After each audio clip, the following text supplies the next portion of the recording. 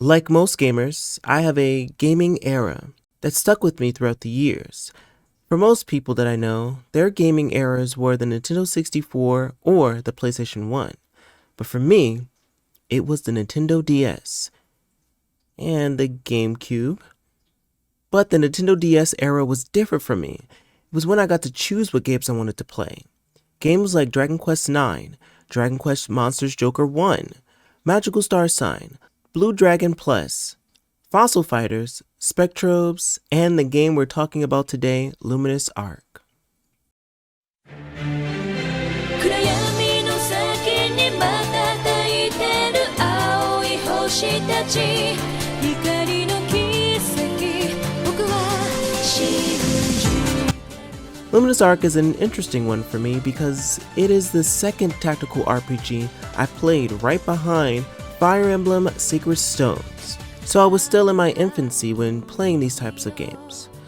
Okay, before this starts sounding like the beginning of a retrospective, if it hasn't already, this is how I would remake Luminous Arc.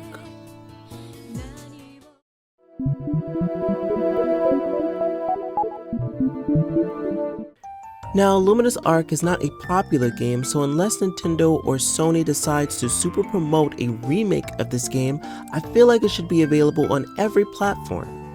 Like the Nintendo Switch, PlayStation 4 and 5, Xbox Series X, Steam, Easy Bake Oven, TI-89 calculators, those refrigerators with TVs in them. Just put it on everything.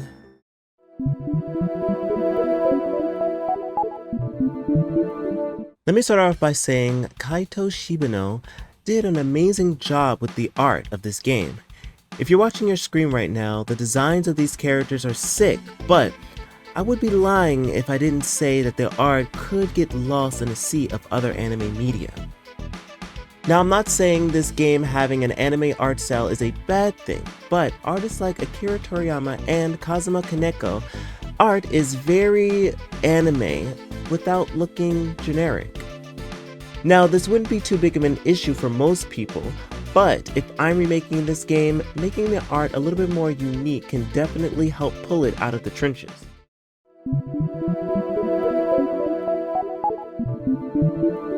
Now, I love sprites as much as the next person, but I feel like this game would better suit 3D models, something akin to Tales of Arise. I want these character designs to be in full display at all times.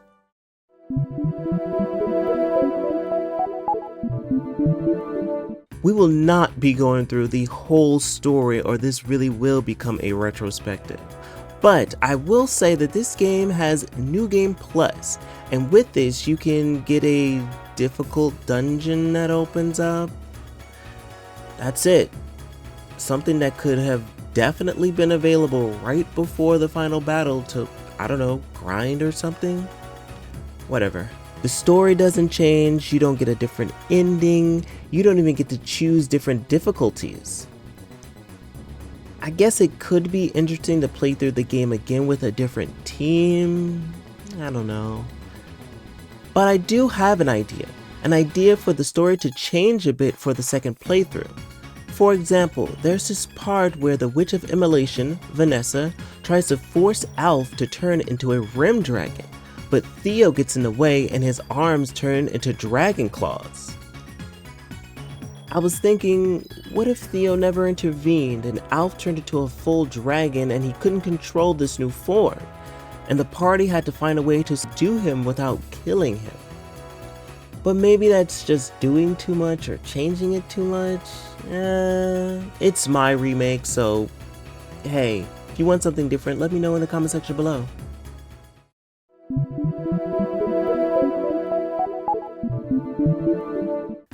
With there being so many characters, it's very challenging for them all to be super fleshed out. But I would like to take a page out of Final Fantasy IX and 6's book and have segments where the party separates. And you get to see more of the characters or see characters that don't really talk to each other interact more. We would have to make some changes in the story again, but I feel like this is worth it. Also, this game has something called intermissions that happen right after battle, where Alf talks to a party member that was just in said battle. That's a cool idea, but I would like it more if you could have any party member that was in battle do an intermission, and that could contribute towards duo flash drives instead of them just being given throughout the story.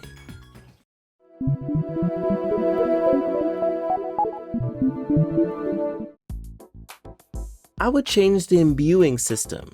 The game just tells you, hey, you can do this now, but not how to properly make things. There is a list online of really good weapons, equipment, and accessories, but without that, you'd essentially be making very mediocre stuff, which is a waste of resources. I think a solution to this is to show the player the required resources to make one of these items so that the player isn't just guessing.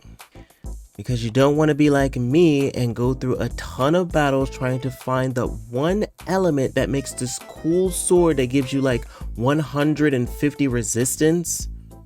It's a cool concept, but done very poorly.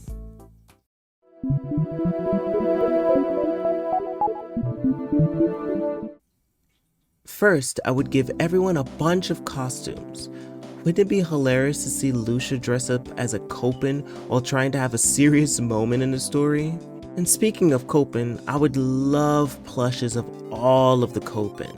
They have a cute and simple design, which is really good because even people who don't know anything about the games would love to purchase these little guys.